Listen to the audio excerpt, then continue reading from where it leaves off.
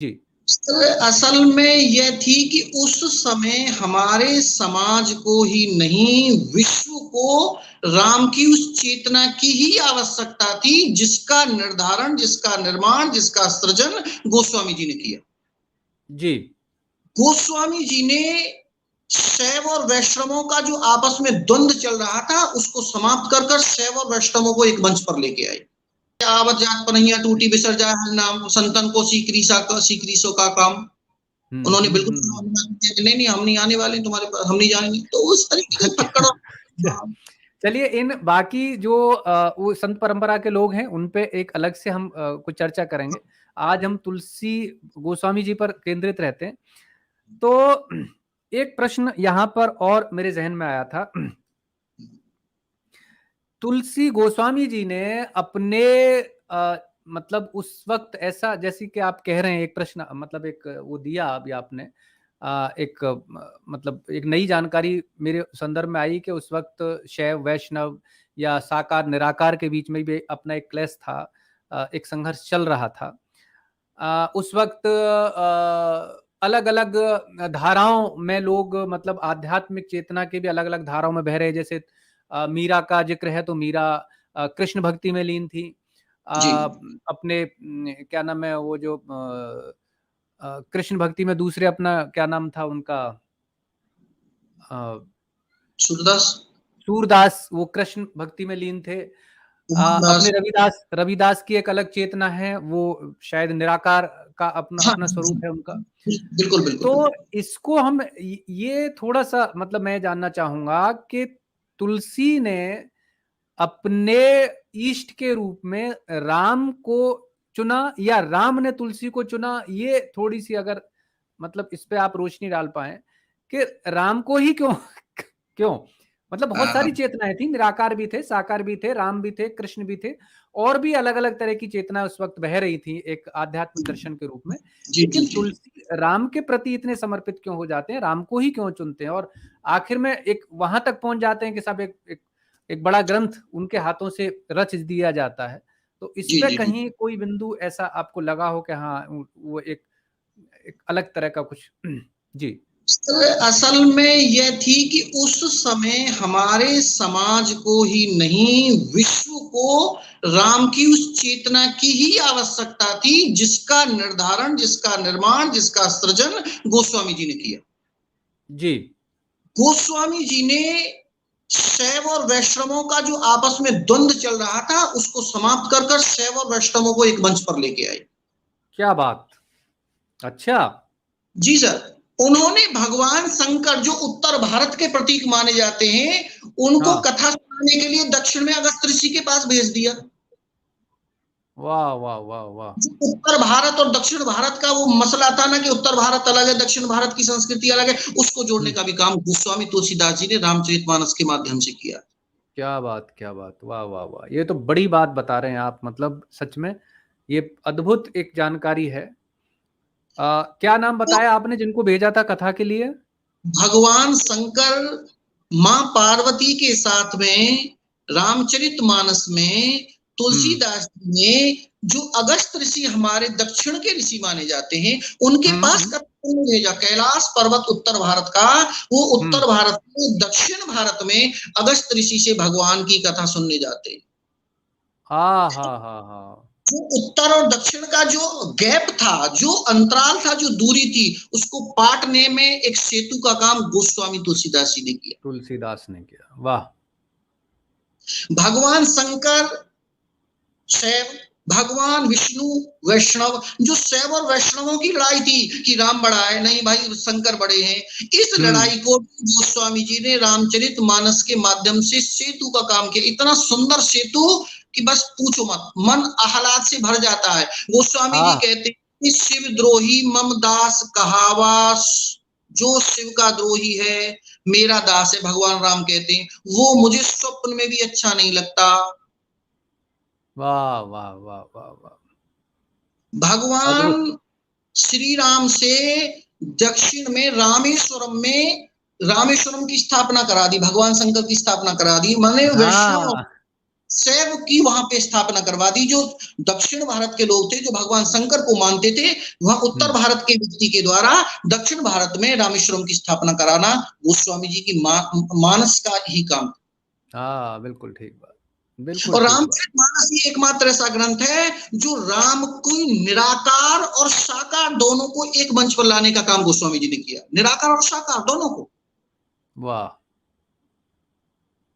जो राम रामेति, वेद का जो मंत्र था, राम रामेति रमेति रमे रामे मनोरमे सहस्रनाम ततुल्यम राम नाम वरानने, उस राम वेद का राम था जो नैति नैति कहते थे, जो कहते ये भी नहीं, जो अद्वैत दर्शन का व्यक्ति जो कहता था कि वह यह भी नहीं है, वह यह भी नहीं है, उस राम को उन्होंने साकार के रूप में प्रतिपादित कर दिया।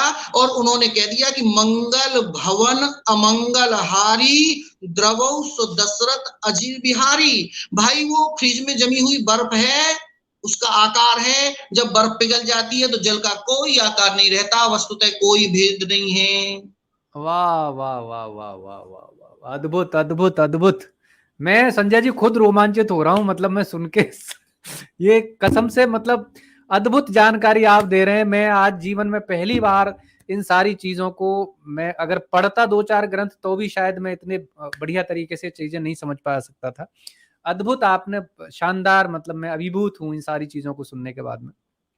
और सर कुछ लोग निश्चित रूप से सर कुछ लोग होते हैं, हमें तो भौतिक उपलब्धि चाहिए जी। हाँ, चाहिए, हमें तो हमारे बच्चे की नौकरी लग जाए, हमारा एक अच्छा सा घर बन जाए जिसमें एक एसी लगा हो आराम से। तो उन्होंने कहा हाँ, इसका भी समाधान है। गोस्वामी जी ने भौतिक उपलब्धि और आध्यात्मिक उपलब्धि दोनों के लिए एक बीज मंत्र दे दिया। वाह। तो बड़ा सटीक उन्होंने कह दिया कि भैया यदि आपको बाहर भी उजाला चाहिए, भीतर भी उजाला चाहिए, तो जो दरवाजा है ना, उसकी जो दीवट है उस पर दिए को रख दो।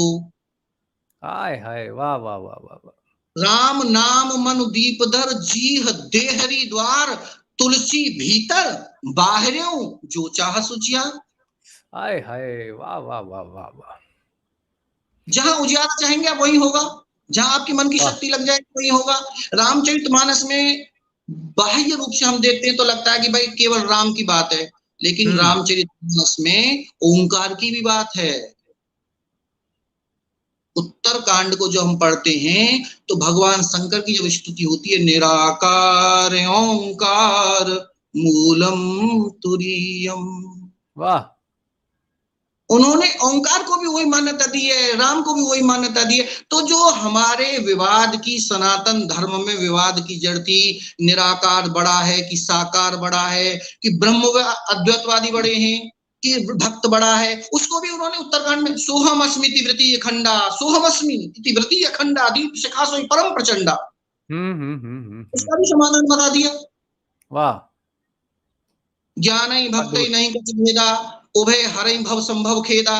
भैया ज्ञानी और भक्ति में कोई भेद नहीं है, दोनों संसार से उत्पन्न होने वाले क्लेशों को हरते हैं। क्या बात है, वाह वाह वाह, अद्भुत अद्भुत अद्भुत।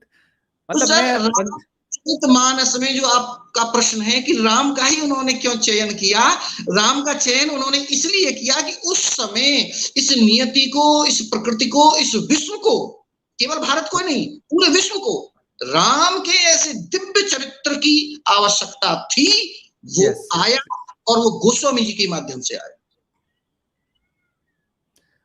और अद्भुत अद्भुत कनेक्शन है। हाँ, भारत के नहीं, मैं कहता हूं विश्व के विद्वान हतप्रभ थे, विश्व के विद्वान।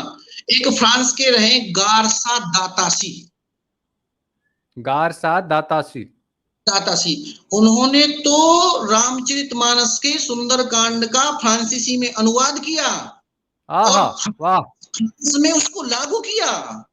वाह।